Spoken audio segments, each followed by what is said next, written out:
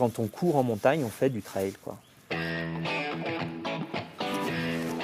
en fait, l'esprit du trail, c'est ça, c'est courir en montagne, profiter de l'instant, profiter du terrain qui nous est offert. C'est découvrir d'autres endroits et c'est pas uniquement avec un dossard. L'idée, c'est de savoir ce qu'on veut faire au niveau du trail. D'où on vient, c'est-à-dire qu'on a des gens qui viennent de la randonnée traditionnelle et puis parce qu'ils ont vu un jour, ils ont été spectateurs d'un trail, ils ont été attirés par la discipline. Pour les gens qui viennent de la course à pied, le gros avantage qu'ils peuvent avoir, c'est d'avoir une condition physique déjà qui sert pour la course, ils sont prêts physiquement. Le petit manque, je pense, pour certaines personnes, c'est la méconnaissance de la montagne. Il va falloir qu'ils s'adaptent, il va falloir qu'ils découvrent une nouvelle technique de manière justement à pouvoir passer ces obstacles. On s'équipe bien, c'est-à-dire qu'on ne va pas transposer du matériel de marathon sur un trail.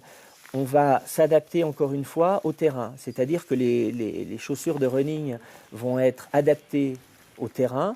On va avoir des vêtements qui vont avoir une capacité thermique, alors qu'en marathon, on est relativement léger. On va avoir un sac à dos qui va épouser la forme du corps. L'idée, quand on va porter notre sac à dos, c'est que le sac à dos ne nous handicape pas et puis qu'on ne soit pas traumatisé au niveau des articulations.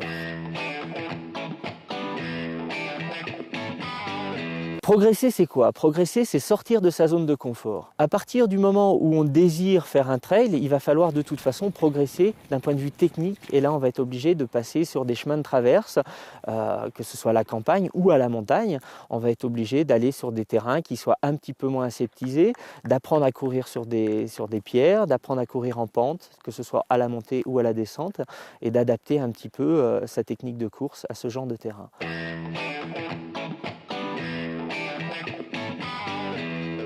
En haute montagne, les gens voient le sommet encore loin et se disent « non, j'en peux plus ».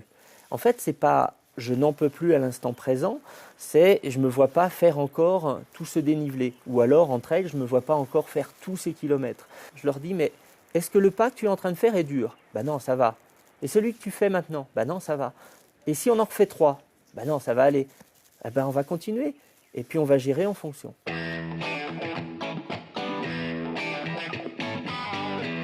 L'Éco-Mont-Blanc, en fait, c'est quelque chose qui me tenait à cœur parce que je cours, je fais du trail et je suis guide de haute montagne. J'adore la montagne, c'est vraiment ma passion au départ. J'ai la chance de pouvoir en vivre.